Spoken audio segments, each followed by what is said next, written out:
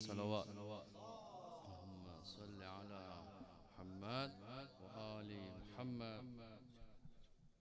بسم الله الرحمن الرحيم. به نستعين إنه خير ناصر ومعين، والصلاة والسلام على سيدنا وحبيبنا وحبيب إله العالمين أبي القاسم المصطفى محمد. اللهم صل وعلى أهل بيته الطاهرين المعصومين، لا سيما بقية الله في الأرضين، روحي وأرواح العالمين لتراب مقدمه الفدا. رب اشرح لي صدري ويسر لي أمري واحلل عقدة من لساني يفقه قولي، واغفر ذنوبنا كلها بحرمة محمد وآل محمد.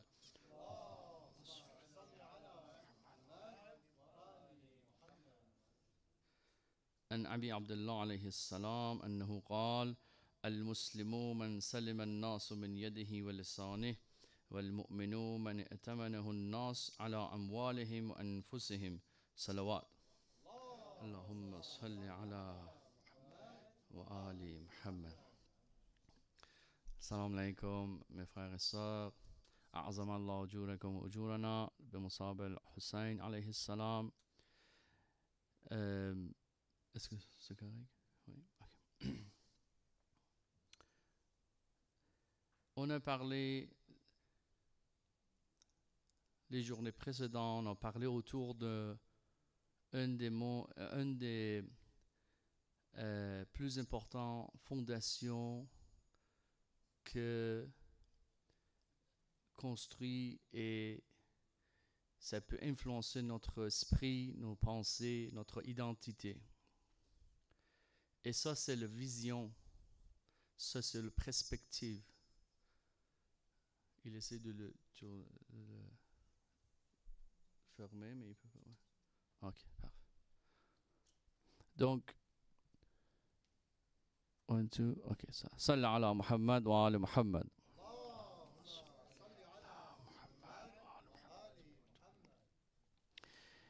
Et cette vision qu'on a dit, c'est important pour un musulman d'avoir pour qu'il puisse être un musulman et un mu'min, comme Imam Sadiq alayhi salam il a décrit dans cette hadith qu'on a lu au début. On est en train de parler, ça fait à peu près 3-4 jours.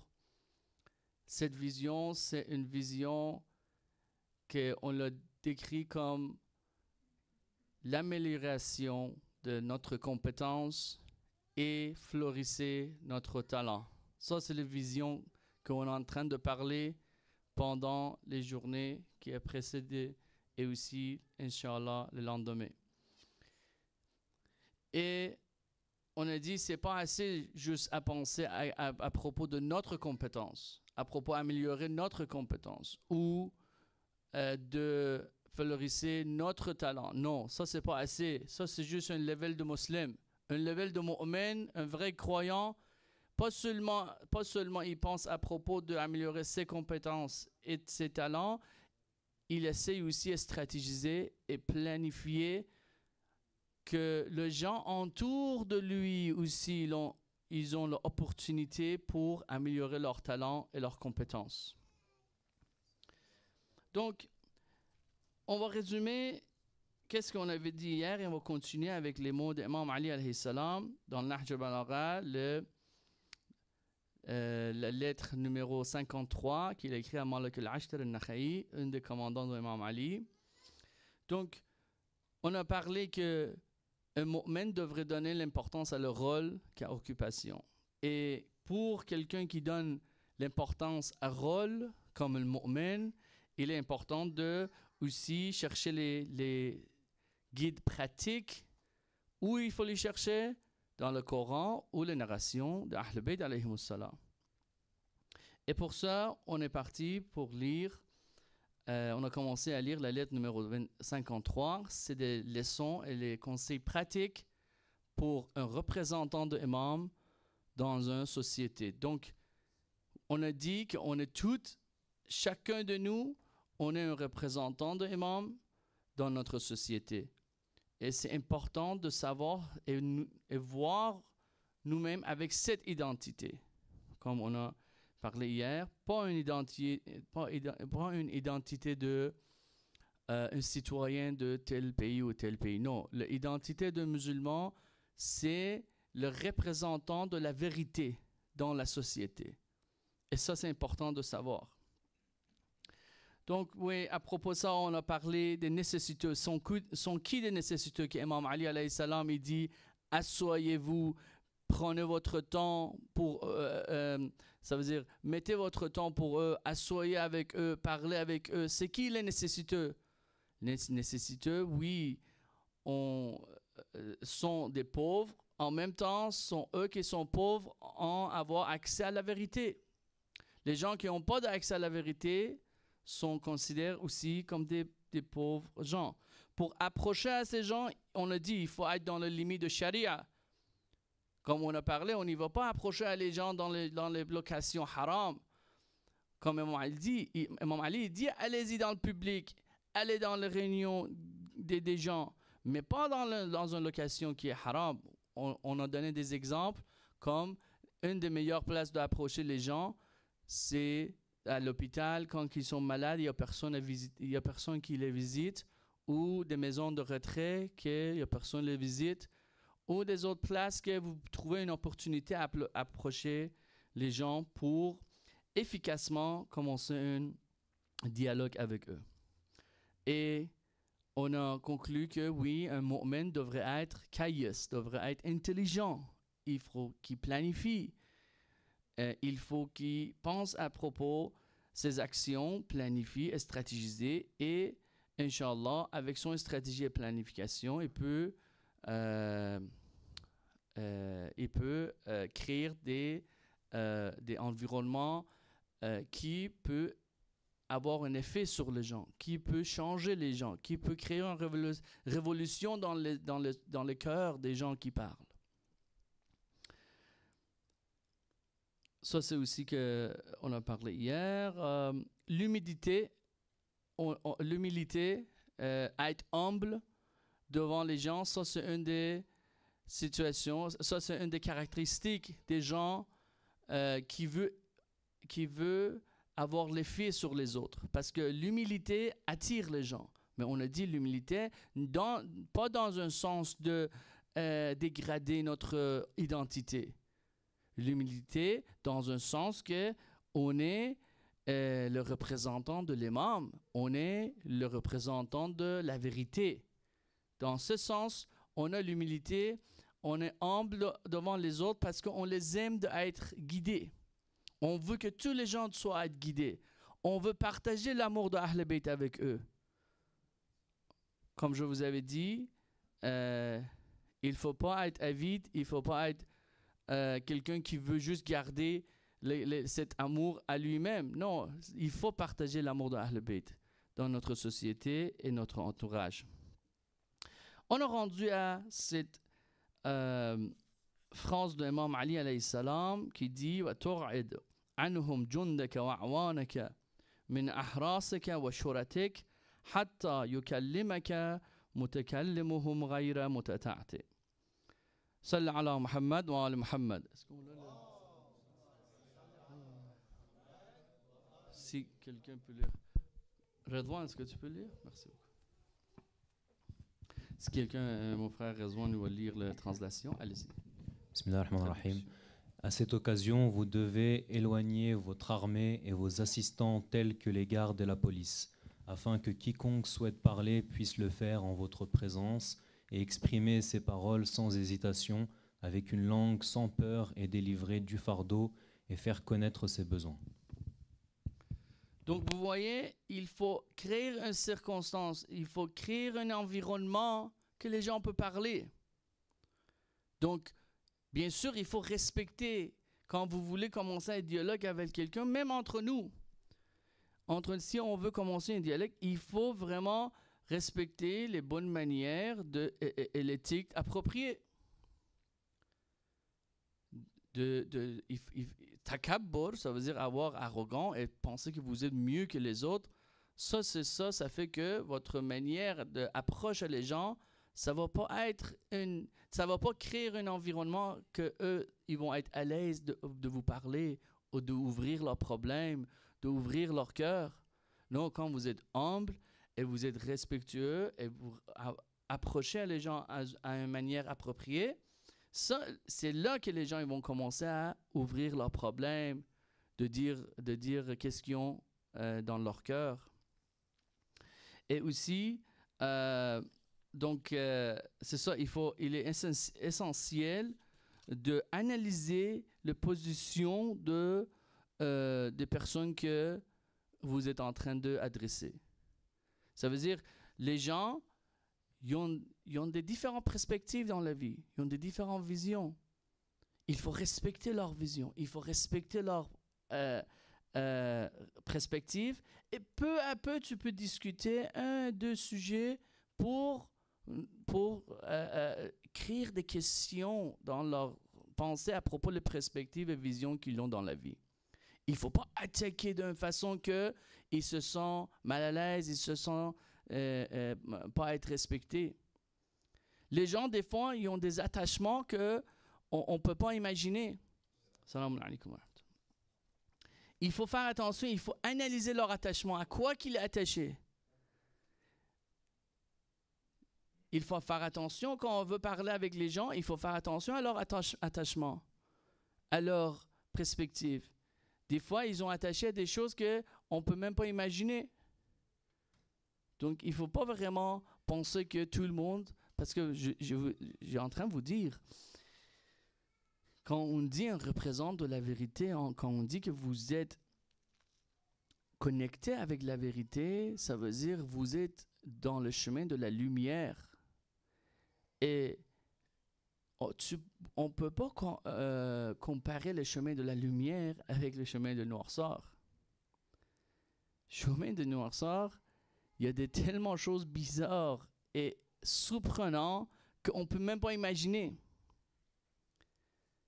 Donc, quand vous êtes en train de parler avec quelqu'un qui est nécessiteux, comme on a décrit, quelqu'un qui n'a pas accès à la vérité, il faut savoir que des fois, ils sont attachés et ils ont des perspectives surprenantes comparant de notre chemin. Il ne faut pas les attaquer tout de suite. Il faut aller avec des dialogues doux et gentils et respectueux. Donc, je veux donner un exemple que j'ai parlé un peu avec les jeunes hier, mais je vais le dire aussi pour que les autres qui regardent, Inch'Allah, la vidéo en YouTube, ils peuvent se bénéficier. Salli ala Muhammad wa ala Muhammad.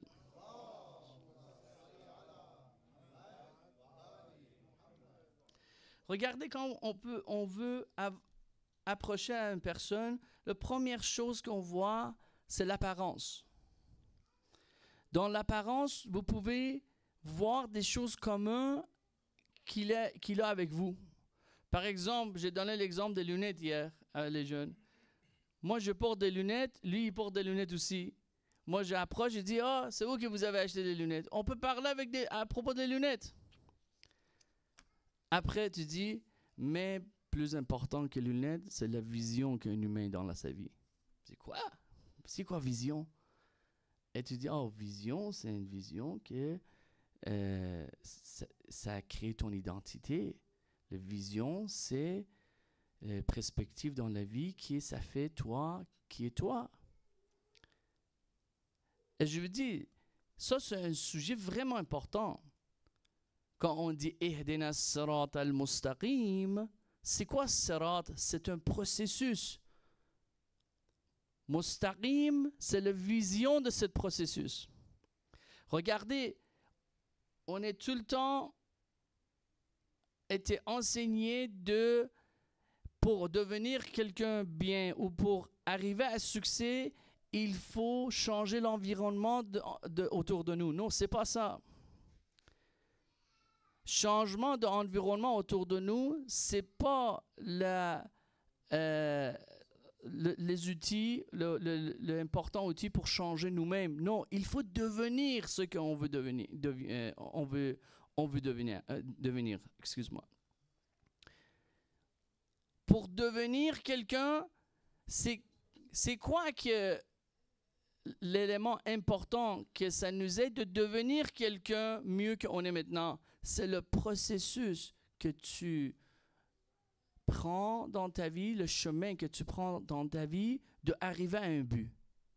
Dans ce processus, tout le monde peut aller dans ce processus, tout le monde peut avec une perspective mondaine, tout le monde peut faire qu'est-ce que vous faites. Mais c'est quoi qui est important? C'est la vision.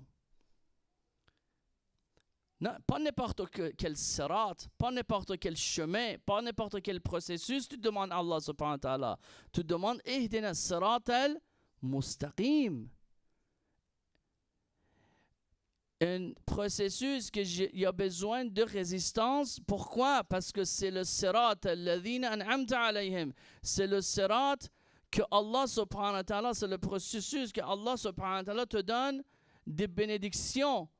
Pourquoi ce processus avec des bénédictions, il y a besoin de istiqama, il y a besoin de résistance. Pourquoi? Parce qu'avec chaque, comme on l'a dit, c'est tout relié là, le sujet. Parce qu'avec chaque bénédiction, il y a une responsabilité qui vient.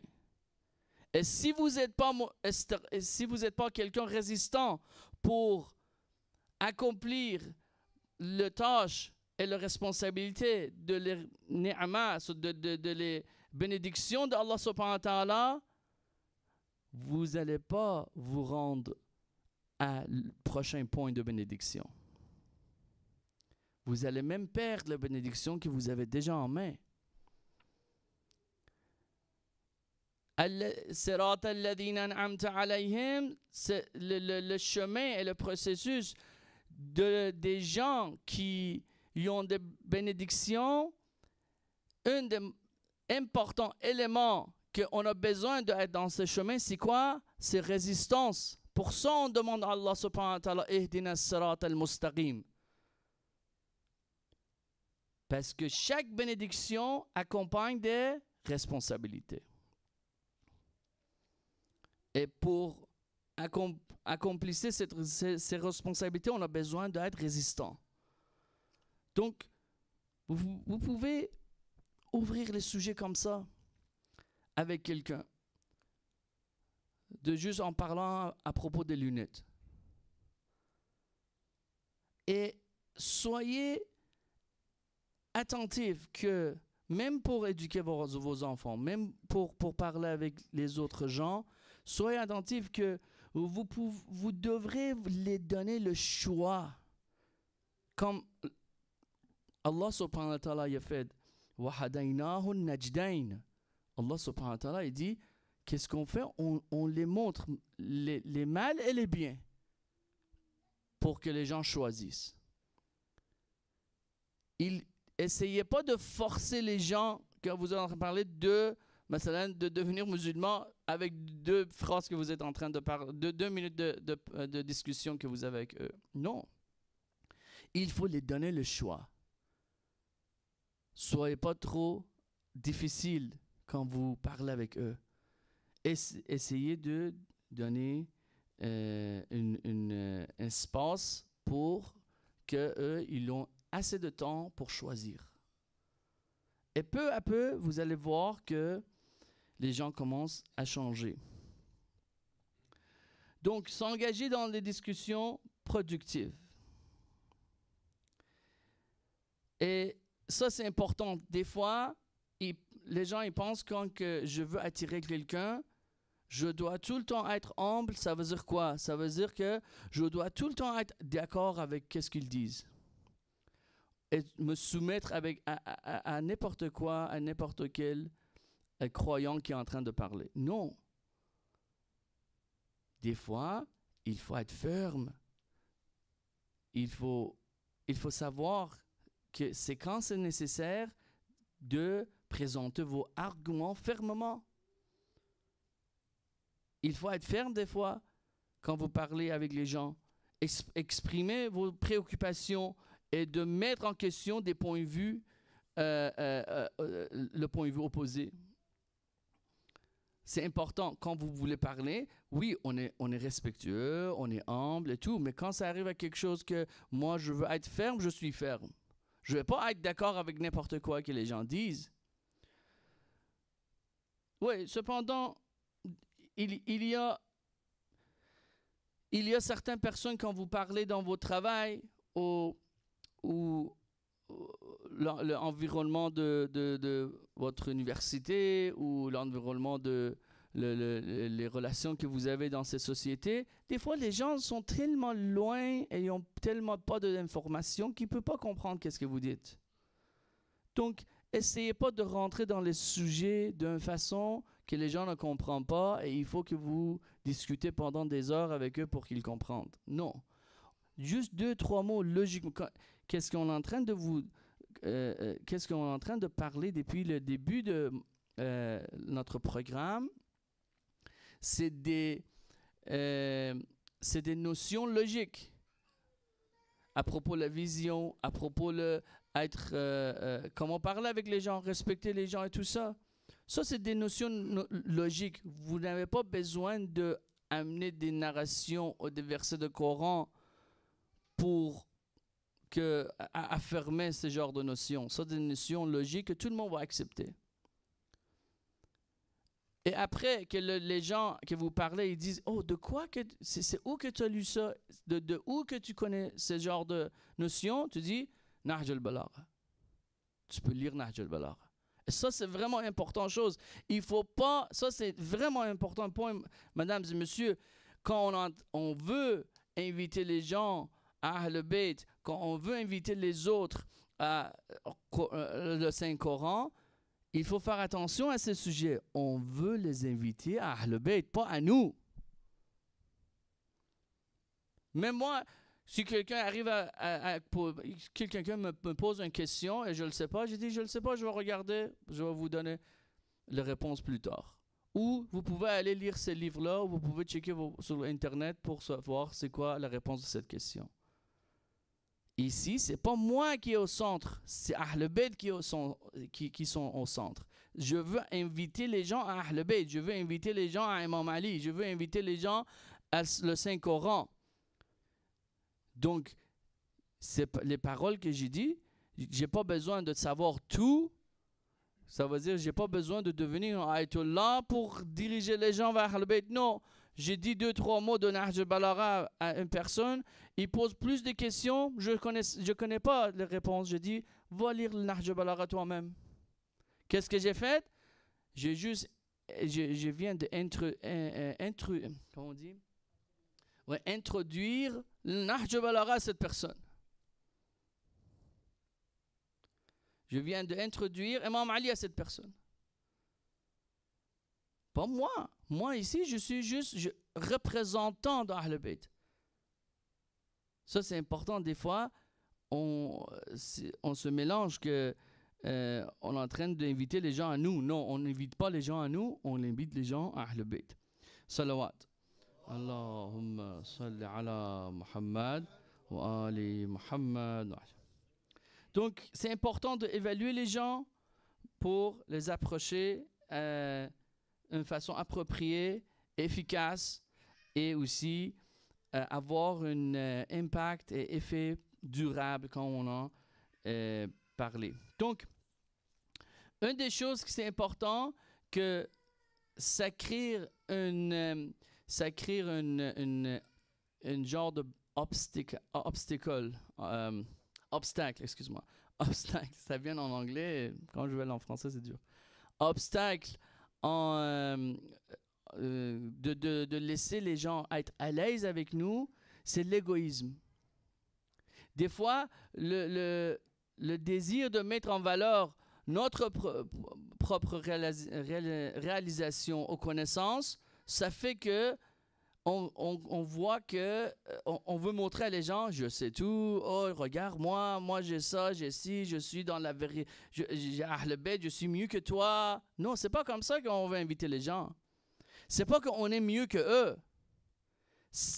Avoir cette bénédiction d'avoir l'amour d'Ahl Bayt, il y a des responsabilités plus que les gens qu'ils n'ont pas cet amour. Donc c'est pas ça, c'est le takabbur, le kibr, l'arrogance, c'est exactement ça. Que tu penses que vous êtes mieux que les autres. Regarde, on est en train de parler à propos des gens opprimés. On ne parle pas des kuffars. On parle des gens qui sont opprimés. On va regarder les caractéristiques des gens opprimés. Ce sont plusieurs personnes qui sont dans votre société sont des gens opprimés. Parce qu'ils n'ont pas accès à la vérité. Ça fait que votre tâche, c'est d'écrire et introduire la vérité à eux.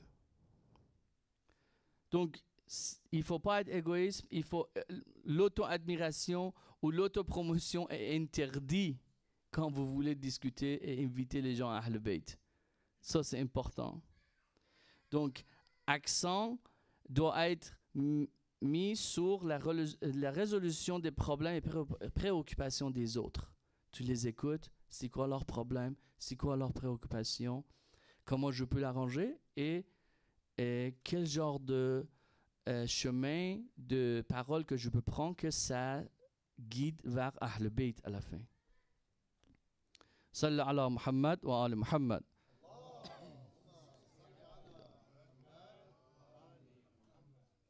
Donc, j'ai déjà répété ça plusieurs fois, que les gens,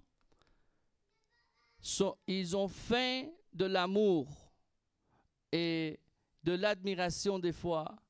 Et avec ça, que vous avez de l'amour d'Allah dans votre cœur, que vous avez l'amour d'Ahl Bayt dans votre cœur, votre rôle est de partager cet amour. Il ne faut pas garder cet amour à nous-mêmes. Merci beaucoup. Donc, quand vous parlez avec les gens, il faut créer un environnement nourrissant et compatissant qui leur permette de ressentir l'amour de la guidance d'Allah subhanahu wa ta'ala et des Ahl Bayt alayhimus salam à travers vos actions et interactions et des paroles. Il faut parler d'une façon qui comprend cet amour. Est-ce que, Inch'Allah, on va parler à propos de connaître les différents gens, Inch'Allah, dès lendemain ou dès demain, Inch'Allah. Donc, Imam Ali alayhi salam, dans la prochaine phrase, il dit فَإِنِّي سمعت رسول الله صلى الله عليه وآله وسلم يقول في غير موطن لن تقدس أمة لا يؤخذ للضعيف فيها حقه من الغوي غير متتعتع. Allez-y ici, mon frère Rilwan peut lire la traduction. Merci beaucoup. Car j'ai entendu à maintes reprises du messager d'Allah, que la paix soit sur lui et sa famille, dire: une nation ne pourra jamais atteindre la pureté si au sein de cette nation, le droit des faibles n'est pas protégé des forts sans crainte. Donc, un des importants éléments qu'on doit faire dans notre société quand on parle avec les gens, c'est identifier clairement les positions des oppresseurs et de les opprimer. Il y a beaucoup de gens qui ne savent pas ça. Qui ne savent pas c'est quoi les caractères, c'est qui l'oppresseur, c'est qui l'opprimé. Ça, c'est un sujet qu'il faut savoir comment les clarifier pour les autres. Par exemple, il faut mettre l'importance clarifier comment que les oppresseurs exercent leur oppression sur les opprimés et les mécanismes qu'ils ont utilisés pour maintenir le contrôle. Et il est également important de comprendre comment les individus peuvent se libérer de les chaînes des oppresseurs. Ça, c'est des choses que c'est intéressant de parler avec les gens dans votre société. Et bien sûr, habiliter les individus de cette façon, il faut habiliter les individus à agir, à chercher la justice et aussi à créer une société qui défend l'égalité et la liberté pour tout le monde. C'est comme ça qu'on va aider pour la préparation de Imam Zaman Ajjalallahu Ta'ala Farajahu Sharif. Salawat. Allahumma salli ala Muhammad wa ali Muhammad. Donc, dans ces contextes, les oppresseurs peuvent identifier comme ceux qui abusent de leur position de pouvoir, ceux qui manipulent les concepts tels que la liberté et la démocratie à leur avantage. Ils créent des systèmes et des structures qui enferment les individus dans leurs propres désirs et intérêts, les asservissant mentalement et les empêchent de s'affranchir. En imposant des chemins prédéfinis, ça c'est les oppresseurs qu'on est en train de parler, en imposant des chemins prédéfinis et en limitant l'autonomie individuelle, ils restreignent la véritable liberté et entravant la croissance et le développement personnel des individus dans la société. Ça, c'est juste vraiment une définition générale. Vous pouvez voir des exemples à plusieurs reprises par chaque jour dans les nouvelles que vous voyez autour de vous, que comment les oppresseurs, ils sont en train de choisir quel genre de règles et régulations doit être pour plus contrôler les gens de façon qu'ils veulent.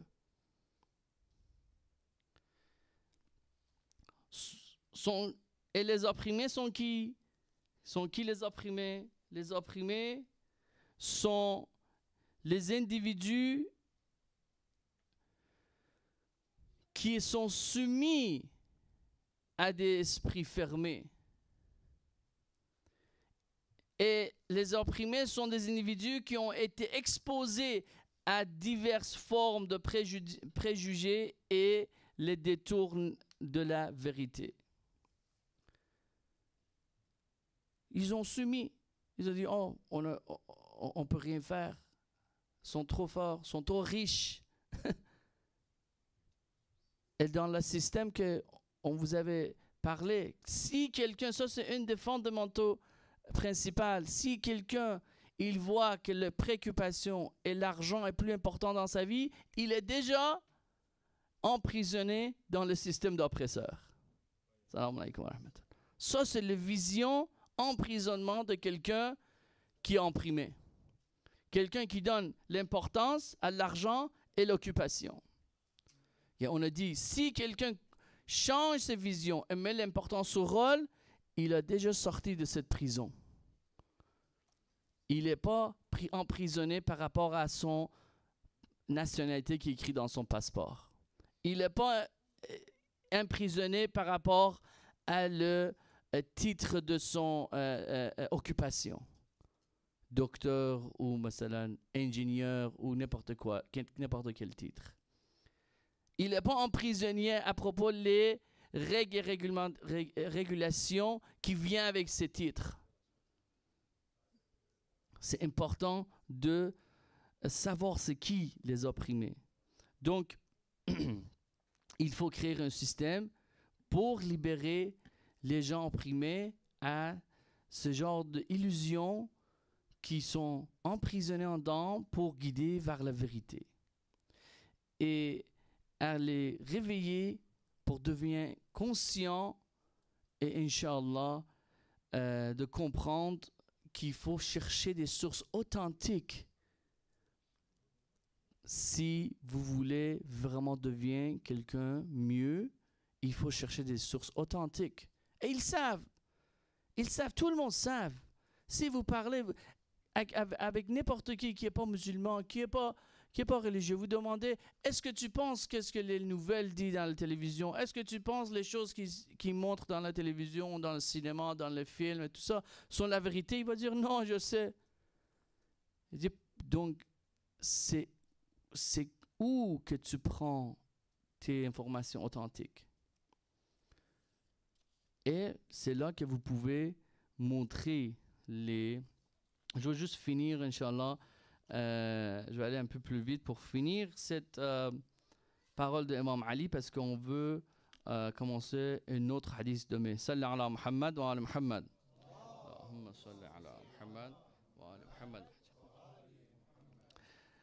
Si tu peux lire, mon frère, la traduction, s'il vous plaît. Supportez leur maladresse et leur incapacité à parler. Éloignez-vous de votre irritabilité et de votre arrogance. Allah, à cause de cela, répandra sur vous sa miséricorde et vous accordera la récompense de son obéissance. Donc, vous voyez que comment c'est important d'avoir la tolérance. Il faut tolérer les gens et être humble pour Allah subhanahu wa ta'ala. Peut-être vous allez rencontrer des gens qui ne peuvent pas expresser qu'est-ce qu'il veut dire avec une bonne manière. Il faut les tolérer. Peut-être ils ont tellement perdu qu'ils parlent des choses qu'il n'y a vraiment pas de valeur pour vous. Il faut les tolérer. Ils sont attachés à des choses qu'il n'y a aucune valeur pour vous. Vous pouvez même pas, vous êtes tellement surpris pourquoi ces gens sont attachés à ce genre de choses. Il faut les tolérer pour Allah subhanahu wa ta'ala, parce que vous êtes le représentant de la vérité. Votre tâche est de les guider envers la vérité. Si tu peux lire aussi la translation le prochain, s'il vous plaît. Quoi que vous donniez, donnez-le avec joie, avec gentillesse pour apporter de la joie au destinataire. Et lorsque vous refusez et que vous ne pouvez pas répondre favorablement à leur demande, faites-le de manière élégante et avec des excuses, pour qu'ils ne souffrent pas ou n'aient pas de rancune dans leur cœur. Donc, si vous parlez avec quelqu'un et il est en train de dire son problème, c'est ci et ça. Si vous pouvez l'aider pour améliorer la situation et régler le problème, faites de manière que il se sent à l'aise. C'est pas que vous êtes mieux que lui. Si vous avez même répondre à ces questions, il faut faire de manière humble, avec humilité. Donc, il faut les donner et les aider en avoir une manière qui dit que qui a la joie dans son cœur après avoir cette aide. Ils ne se sentent pas à être en dette envers toi. Ça, c'est important. Et si vous ne pouvez pas les aider, vous devrez aussi de dire ça de manière qui se sent pas et qui se sent pas rejeté, et il ne souffre pas de cette rejet.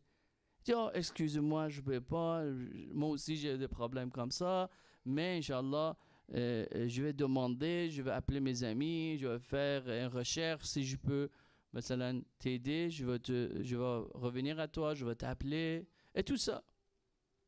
Il faut être gentil avec les gens. Il faut être doux avec les gens. Inch'Allah, Allah subhanahu wa ta'ala nous aide à être effectifs et créer un impact dans notre société. Bisalawat ala Muhammad wa ali Muhammad. Allahumma salli ala Muhammad wa ali Muhammad. Je n'ai pas beaucoup de temps de lire Musiba. Je vais juste donner un salam à Imam Hodja, Inch'Allah, et après mon frère, il va continuer avec le Musiba, Inch'Allah. Assalamu alayka ya baqiyat Allah, ajaraka Allah fi musibat jaddika al-Husayn. Ce soir, on veut lire le Musiba de Hazrat Abbas. Donc, on va donner aussi le salam à Hazrat Abbas, alayhi salam. Assalamu ala ibn Fazl al-Abbas ibn Amir al-Mu'minin المواسي أخاه بنفسه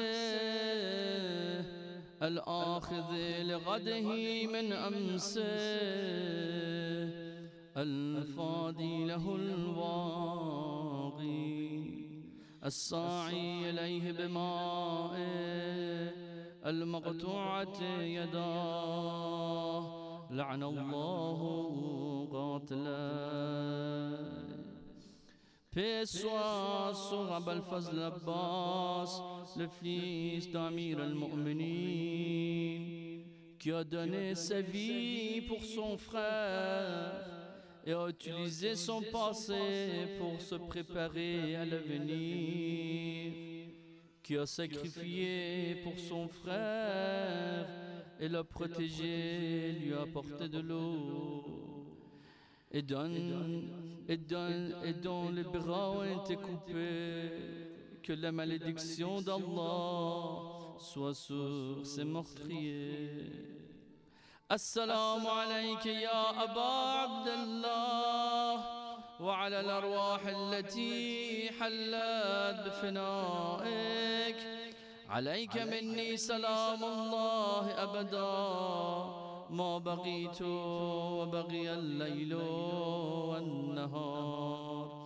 السلام على الحسين وعلى علي بن الحسين وعلى أولاد الحسين وعلى أصحاب الحسين جميعا ورحمة الله وبركاته. صلوات.